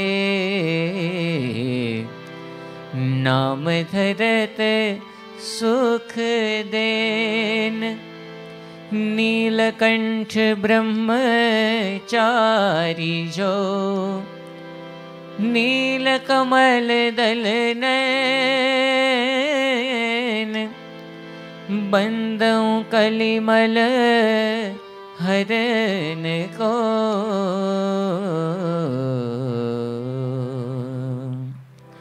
श्री नीलकंठ वर्णी महाराजनी जय। सर्वप्रथम અહીંયા નીલકંઠ વર્ણીને પ્રણામ કરીને કવિ નીલકંઠ વર્ણીના ચરિત્રો ગાવા આરંભે છે. એમાં સર્વપ્રથમ શ્રીજી મહારાજે જે ગૃહત્યાગ કર્યો તો એનું વર્ણન અહીંયા કવિએ કર્યું છે, આપણે સાંભળીશું. सोवत हरि एकांत गृह लागे करन विचार तिमिर अविद्या छाई रहा आवृत सब नर नार अहम ममत अरुवासना विषय भोग के ताई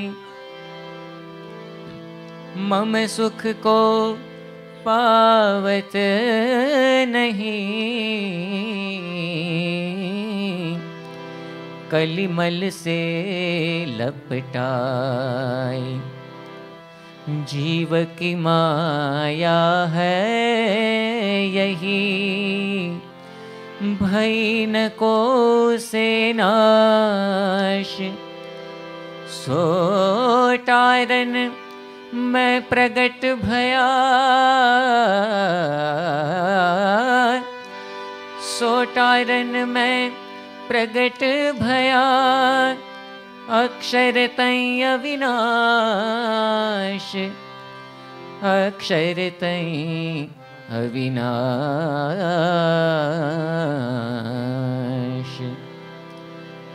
धर्म भक्ति को दिव्य गति दे पायो अब शेष अक्षर मुक्त पुकार करे आवहु पश्चिम देश या घर काज पूरन भया या घर काज पूरन भया तजी अब जाऊं जरूर यूं हरि गृह एकांत में यूं हरि गृह एकांत में सोचन लागे और सोचन लागे और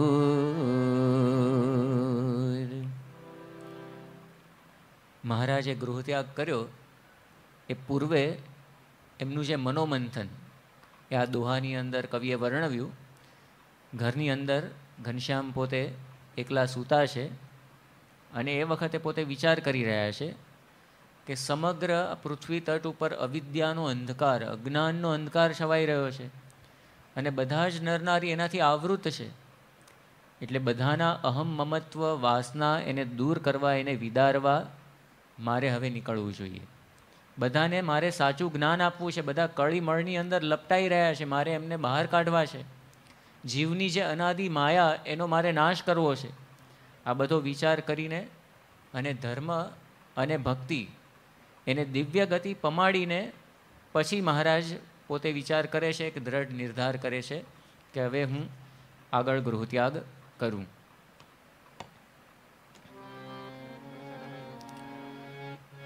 यूं बिचारी हरि सजत है न्यारा अपना वेश चितवत हृदय सुख करे रहे न माया लेश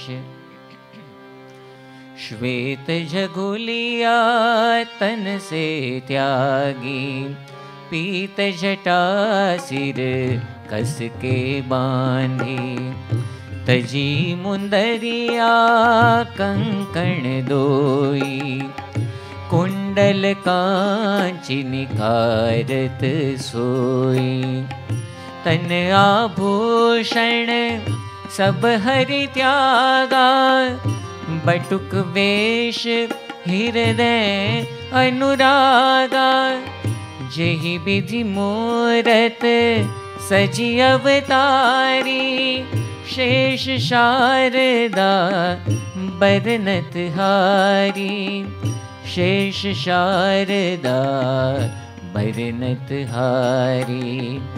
11 वर्षीय कोमल काया, रोम रोम वैराग समाया। 11 वर्षीय कोमल काया, रोम रोम वैराग समाया।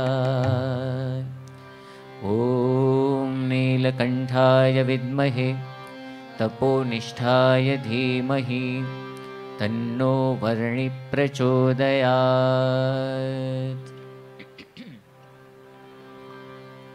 નીલકંઠ વર્ણીએ આમ તો ઘનશ્યામ મહારાજે પોતે જે ગૃહત્યાગ કર્યો એનું વર્ણન હવે અહીંયા કર્યું. પહેલાં આખું મનોમંથન એની રજૂઆત થઈ અને આ ગૃહત્યાગનું વર્ણન એ પણ અહીંયા જે કર્યું છે અને હમણાં આપણે સાંભળ્યું. હવે આ સાથે સાથે એક બીજો વિષય આપણે જોઈ લઈએ. આ જે સાખીઓ છે, જે રામચરિત માનસની, જેમાં સ્વામિનારાયણ ચરિત માનસની જે બધી આ સાખીઓ, એ પણ આપણા શાસ્ત્રીય સંગીતના જે જુદા જુદા રાગ એ પ્રમાણે અહીંયા ગાઈ શકાય એમ છે. ધારો કે હમણાં જે આ ગાયું એ જે રાગ હતો એ વૈરાગી રાગ. મહારાજે પણ આ વૈરાગ્ય ધારણ કર્યો છે એટલા માટે આ બૈરાગી રાગ જેને હિન્દીમાં કહે છે એ રાગની અંદર એ આ સાખી હમણાં આપણે જોઈ. તો શ્રીજી મહારાજે પોતે જે શ્વેત વસ્ત્ર ધારણ કર્યા હતા એ બધા એમણે ઉતારી નાખ્યા. સાથે અહીંયા પણ જે કંઈ ઘરેણાં અહીંયા વર્ણન કર્યું કવિએ, જે કંઈ ઘરેણાં પોતાના શરીર ઉપર હતા, હાથમાં વીંટી હતી કે જે કંઈ પોતે પેલી ચેઇનને પહેર્યું હશે, કાનમાં કુંડળને પહેર્યું હતું, એ બધું જ એમણે કાઢી નાખ્યું અને વૈરાગ્ય એ પોતે ધારણ કર્યો. અહીંયા વાત કરી કે 11 વર્ષીય કોમલ કાયા, રોમ રોમ વૈરાગ્ય સમાયા. ખૂબ જ સુંદર વર્ણન અહીંયા આ રીતે કવિએ કરેલું છે. માત્ર 11 વર્ષની એમની આવી કુમળી કાયા, પણ એમાં પણ જાણે રોમ રોમ એ વૈરાગ્ય એની અંદર સમાયો હોય. તો એ રીતે મહારાજે ગૃહત્યાગ કર્યો. અહીંયા નીલકંઠ વર્ણીએ જે ગૃહત્યાગ કર્યો એ પણ સૂચક ગૃહત્યાગ છે. આપણને કંઈક એમાંથી પણ મેસેજ મળે છે. આગળ જે આપણે જોયું કે જ્યારે ધર્મ અને ભક્તિ પોતાના માતા પિતા એમને દિવ્ય ગતિ પમાડી ત્યારબાદ મહારાજે પોતે ગૃહત્યાગ કર્યો છે. એટલે મહારાજ જાણે આપણને સમજાવવા માગે છે કે પોતે હંમેશા ક્યાં આગળ રહેશે, જ્યાં આગળ ધર્મ અને ભક્તિ છે ત્યાં આગળ હંમેશા નીલકંઠ વર્ણી હોય, ત્યાં આગળ શ્રીજી મહારાજ હોય. એ મહારાજ આપણને સમજાવવા માગે છે. કારણ કે ધર્મ અને ભક્તિ એમને કેટલા બધા પ્રિય છે. મધ્યના 33મા વચનામૃતમાં મહારાજે વાત કરી છે. એમાં ધર્મમાં પણ શિરમોડ એવો નિષ્કામ ધર્મ એની મહારાજે વાત કરી છે કે જો નિષ્કામ ધર્મ નથી તો અમારી પાસે હોય તો પણ લાખ ગાઉ છેટે છે. મહારાજે એવી વાત કરી. અને જો નિષ્કામ ધર્મ પાળતો હોય તો એ ભલે અમારાથી માઇલો હજારો ગાઉ દૂર હોય તો પણ અમારી પાસે છે. તો ધર્મ આટલો ભાલો એ શ્રીજી મહારાજને છે. તો આ શ્રીજી મહારાજને જેમ ધર્મ વાલો છે એમ વર્તમાન કાળે આપણી ગુણાતીત ગુરુ પરંપરામાં પણ આપણને જોવા મળે, પ્રમુખ સ્વામી મહારાજમાં પણ આપણને જોવા મળે કે એમને પણ ધર્મ એ ખૂબ જ પ્રિય છે. બીજું ભક્તિ પણ મહારાજને કેટલી અભિપ્રેત છે. મહારાજે પ્રથમના 37મા વચનામૃતમાં વાત કરી કે નારદજી જેવો ગુણવાન હોય અને તેમ છતાં પણ જો એના હૃદયમાં ભક્તિ ના હોય તો એ અમને ગમે નહીં. શ્રીજી મહારાજે અહીંયા નારદજીની વાત કરી. હવે નારદજી તો મૂર્તિમાન ભક્તિનું સ્વરૂપ કહેવાય, પણ તેમ છતાં પણ મહારાજે વાત કરી કે નારદજી જેવો ગુણવાન હોય. હવે હમણાં પેલી સનતકુમારની મેં તમને વાત કરી હતી કે નારદજીને અશાંતિ થઈને સનતકુમારની પાસે ગયા તો સનતકુમારે પહેલો પ્રશ્ન એમને એ પૂછ્યો કે તમે કેટલું ભણ્યા છો. એમણે એ વખતે 18 વિદ્યાઓની વાત કરી. 18 વિદ્યાઓની અંદર નારદજી PhD હતા. એક સંગીત વિદ્યા, તો એની મહારાજે પ્રથમના ચોથા વચનામૃતમાં વાત કરી છે કે 7 મન્વંતર સુધી પોતે સંગીત શીખેલા છે. 7 મન્વંતર એટલે કેટલા બધા વર્ષો થાય છે. ભૂગોળ ખગોળનું વચનામૃત તમે વાંચજો તો ખ્યાલ આવે. હજારો લાખો વર્ષ સુધી સંગીત શીખ્યા છે. આપણને થાય કે શું એટલું બધું શીખ્યા હશે, પણ એ પોતે એટલું બધું, આવા તો ઘણા બધા વિષયો, 18 જેટલી વિદ્યાઓની અંદર પોતે પારંગત હતા. ભલે આટલો વિદ્વાન માણસ હોય, પણ જો એના અંતરમાં ભક્તિ નથી તો ભગવાનને એ ગમતું નથી.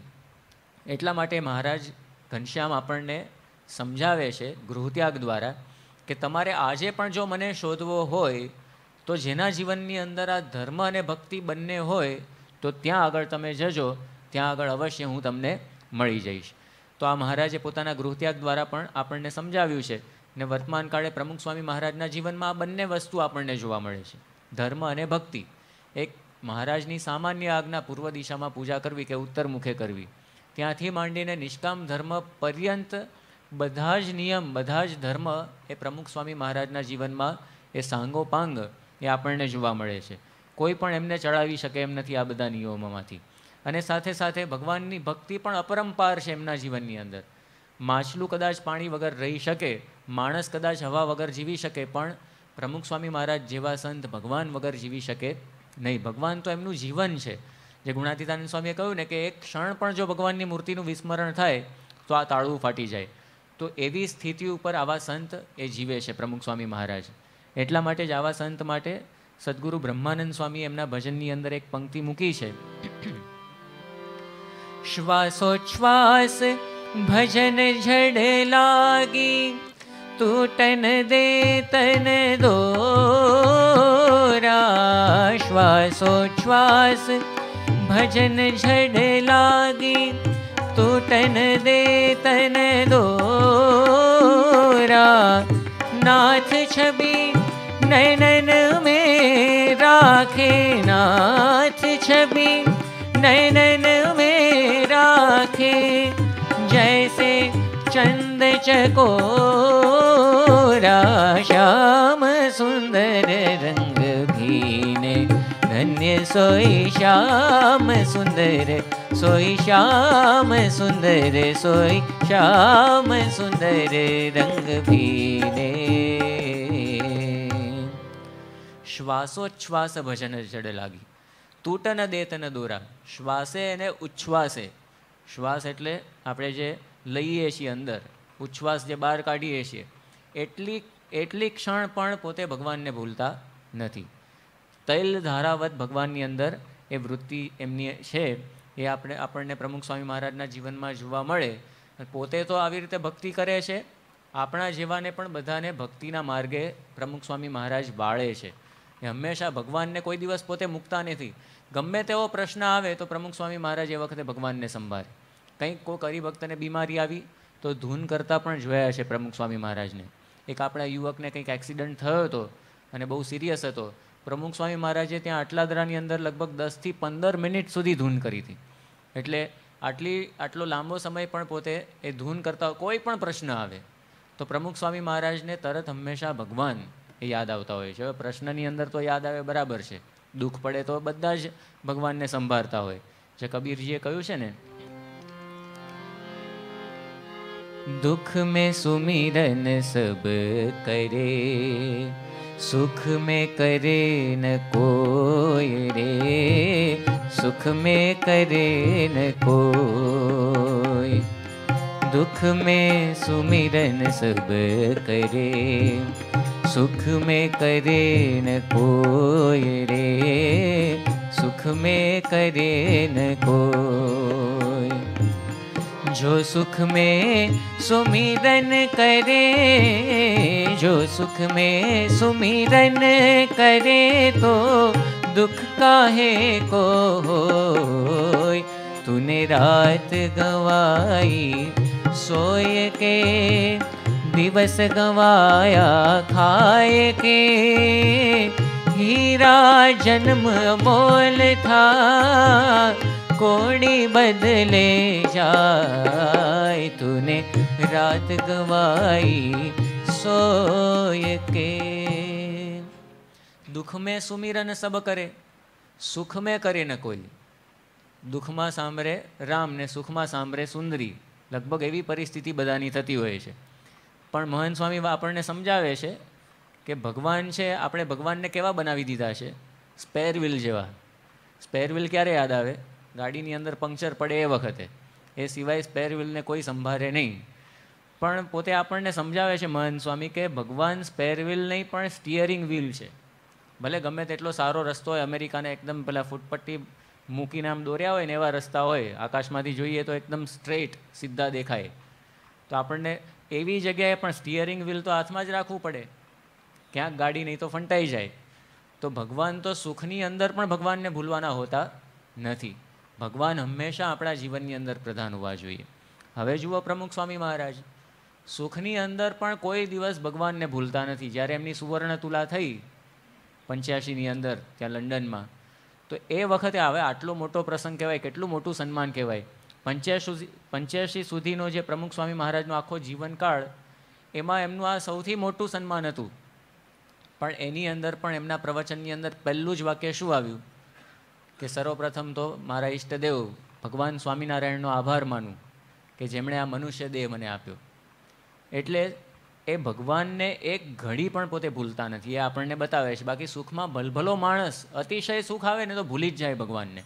પણ પ્રમુખ સ્વામી મહારાજના જીવનમાં આ વસ્તુ જોવા મળે છે. કોઈ દિવસ પોતે ભૂલતા નથી. સુખ અને દુઃખમાં તો નથી ભૂલતા, ગમ્મતને એવા બધા પ્રસંગો થતા હોય ને સંતોની આગળ, એની અંદર પણ પ્રમુખ સ્વામી મહારાજ ભૂલતા નથી કોઈ દિવસ ભગવાનને.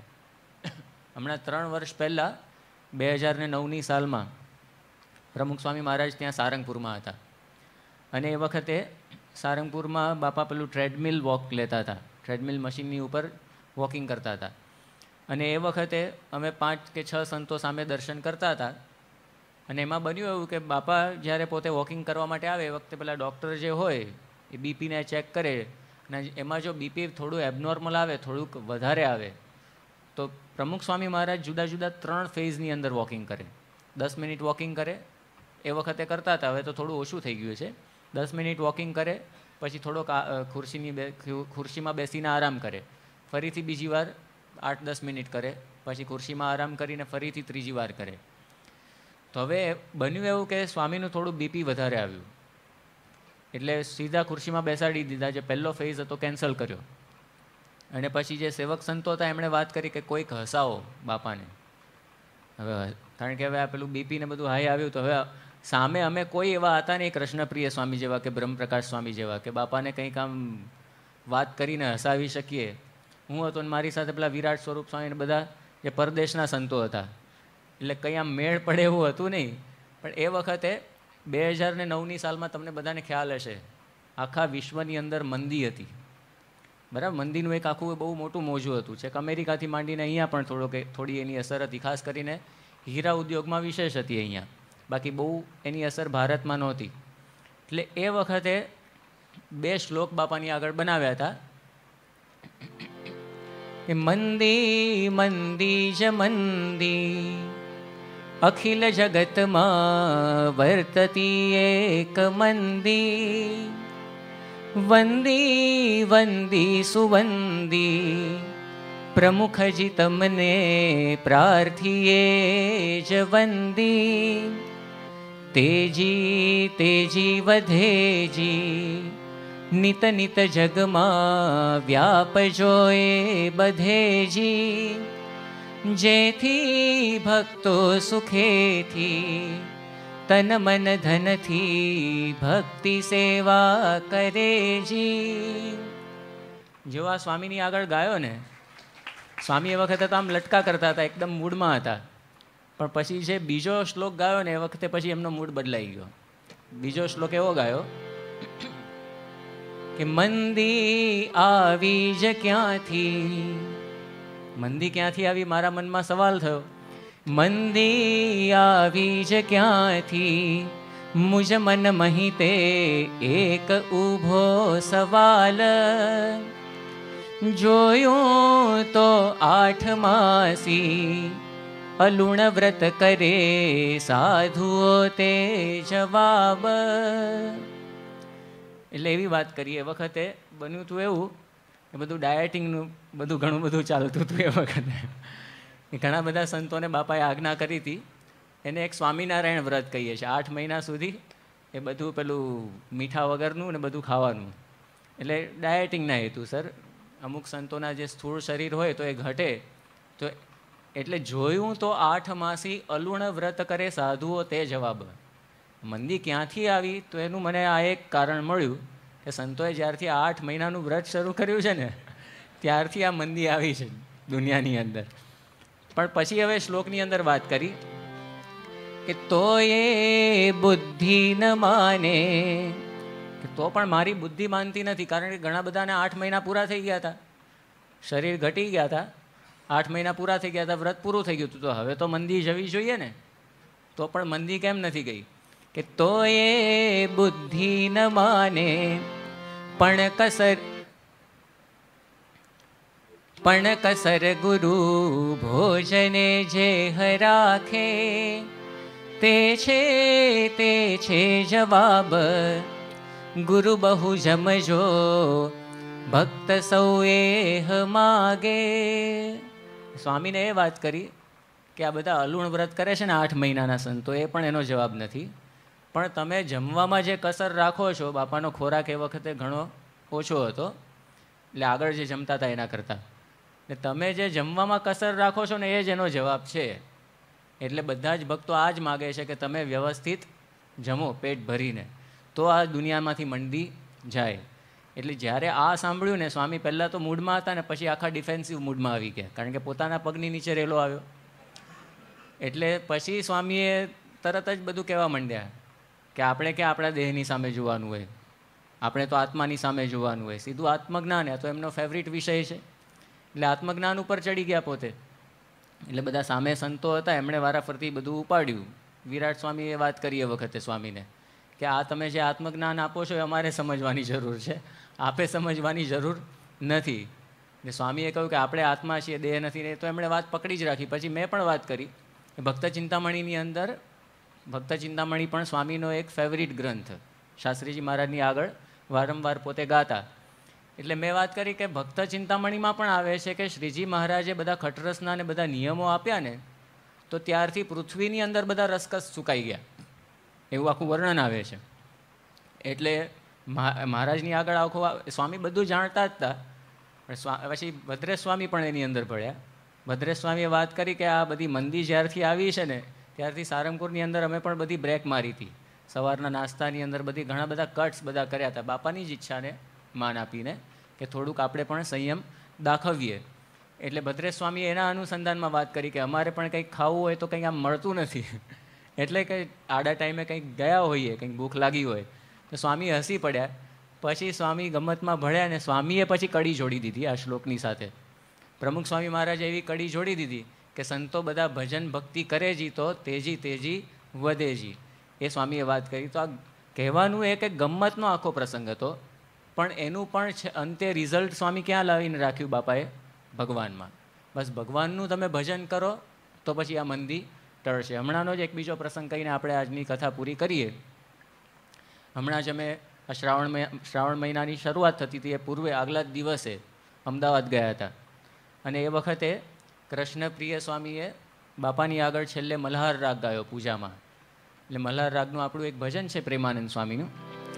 લાગી રે મોએ નૈન નજરિયા, લાગી રે મોએ નૈન નજરિયા, સુંદર છેલ ગેલ મેં નીકસે, સુંદર છેલ ગેલ મેં નીકસે, ઠાડી હતી મેં તો અપની અટરિયા, લાગી રે મોએ નૈન નજરિયા, લાગી રે મોએ નૈન નજરિયા.